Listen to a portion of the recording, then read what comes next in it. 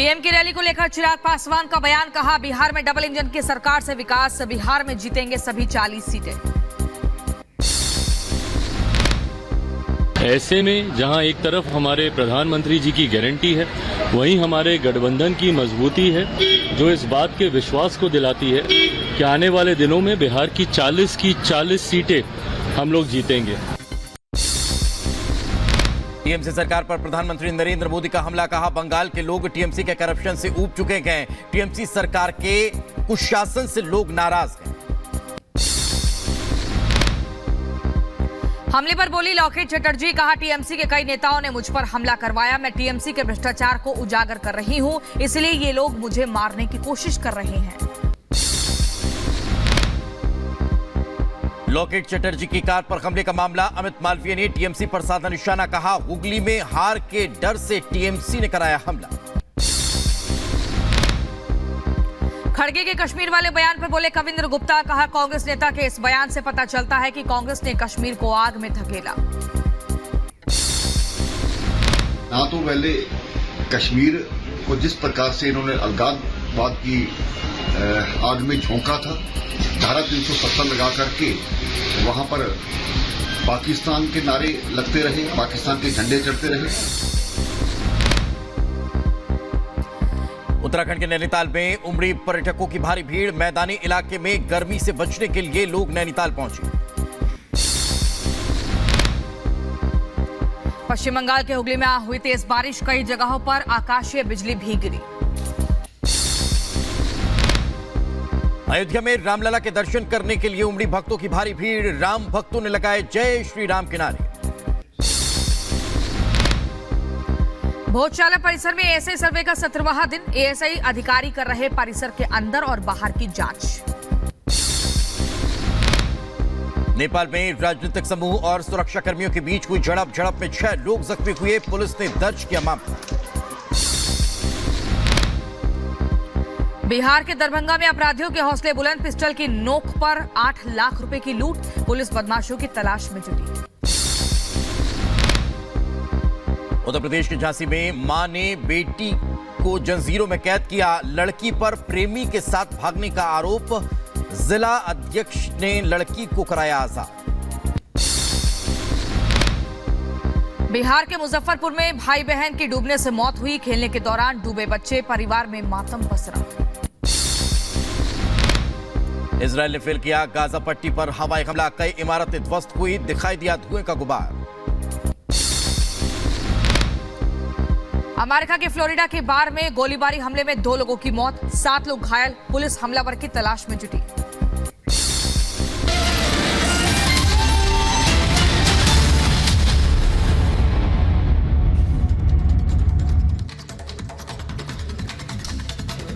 और आम आदमी पार्टी पर भ्रष्टाचार को लेके भारतीय जनता पार्टी लगातार हमलावर है। अब भारतीय जनता पार्टी का आम आदमी पार्टी के खिलाफ प्रदर्शन एक बार फिर सामने आ रहा है। दिल्ली में दरअसल प्रदर्शन किया जा रहा है, शराब से शीश महल अभियान की शुरुआत की गई है।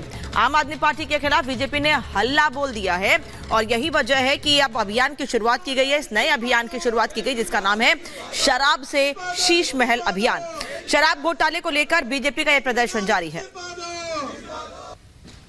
अरविंद केजरीवाल के भ्रष्टाचार का मॉडल दिखा रहे हैं।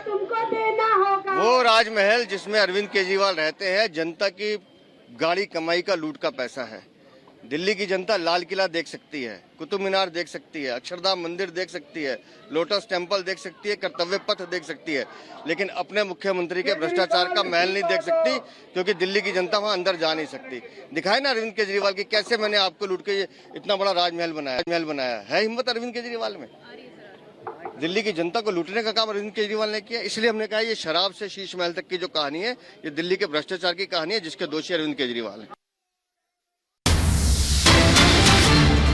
और इसी बीच अगली बड़ी खबर, केजरीवाल पर कपिल मिश्रा का हमला, शराब से शीश महल और शीश महल से तिहाड़।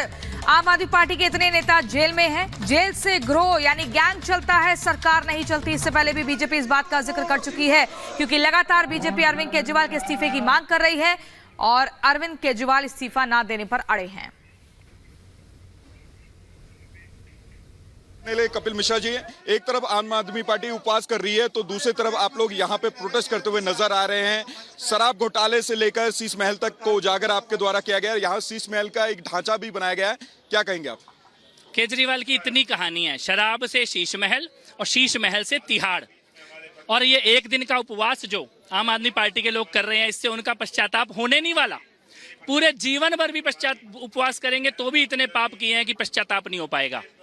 ये जो पाप है उसके कारण आज मुख्यमंत्री जेल में, उप मुख्यमंत्री जेल में है, विधायक जेल में है, मंत्री जेल में है, और ये दिल्ली की जनता को न्याय मिलना शुरू हो चुका है। आज लोग यहाँ पे क्रेज है, शीश महल के साथ लोग सेल्फी ले रहे हैं। ये बोतल में डूबे हुए मनीष सिसोदिया और केजरीवाल के जो पोस्टर लगे हैं, ये सच्चाई है। सरकार शराब में डूब चुकी थी और उसी का ये हर्ष है, उसी का ये परिणाम है। लेकिन आम आदमी पार्टी तो वहां पर ये कह रही है कि जो अरविंद केजरीवाल है उनको गलत तरीके से ईडी ने जेल में डाला हुआ है, इसके कारण उन्होंने एक दिन का उपवास रखा है पूरे देश भर। किसी चोर ने खुद को चोर माना है क्या? किसी चोर ने कभी कहा है कि मैं चोर हूं? आम आदमी पार्टी अपराधी पक्ष के साथ खड़ी है, उनकी विश्वसनीयता पर क्या भरोसा किया जाएगा? वो तो सत्येंद्र जैन के बारे में भी बोलते थे, उससे पहले जितेंद्र तोमर के बारे में भी बोलते थे, एक एक करके सब अपने अपने अपराधों में कन्विक्ट हुए हैं। आज वही भाषा केजरीवाल के लिए इस्तेमाल हो रही है। लेकिन मैं आपको ये बात बताना चाहता हूँ, मुख्यमंत्री अपराधों के कारण जेल में है और ज्यादा दिन इस कुर्सी पर रह नहीं पाएंगे, इस्तीफा उन्हें देना पड़ेगा। लेकिन वो तो कह रहे हैं कि हम जेल से ही चलाएंगे सरकार। जेल से गिरोह चलते हैं, जेल से सरकारें नहीं चलती हैं, ये उनकी गलतफहमी है। पहले वो कहते थे कि हम गिरफ्तार ही नहीं होंगे, आज वो गिरफ्तार हुए अपने पापों के कारण। अब वो कह रहे हैं कि मैं इस्तीफा नहीं दूंगा। मैं ये कह रहा हूं कि भारतीय जनता पार्टी का कार्यकर्ता तब तक चैन से बैठेगा ही नहीं जब तक इस्तीफा ले नहीं लेंगे। इस्तीफा हम लेकर रहेंगे।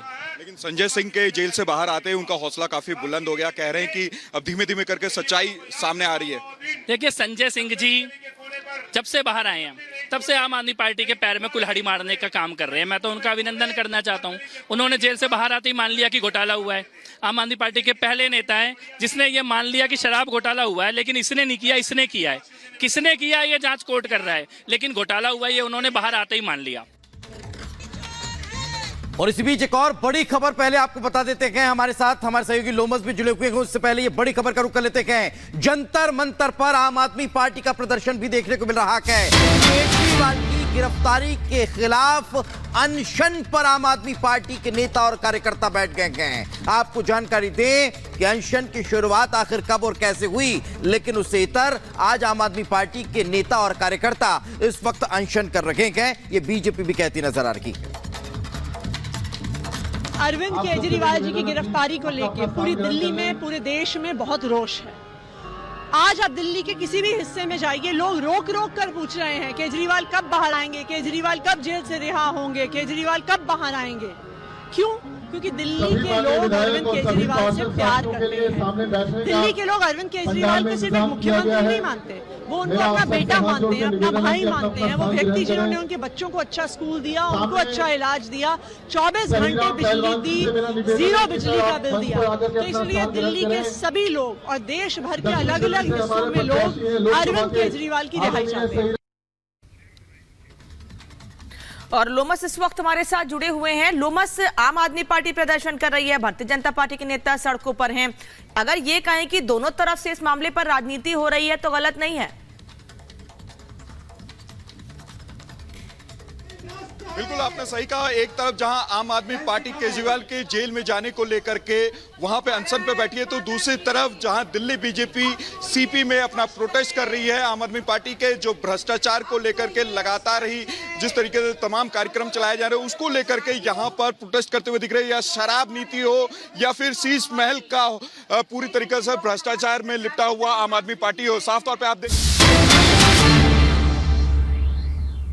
जी बंगाल की धरती के सपूत और कश्मीर में जाकर भारत की एकता और अखंडता के लिए प्राण देते हैं।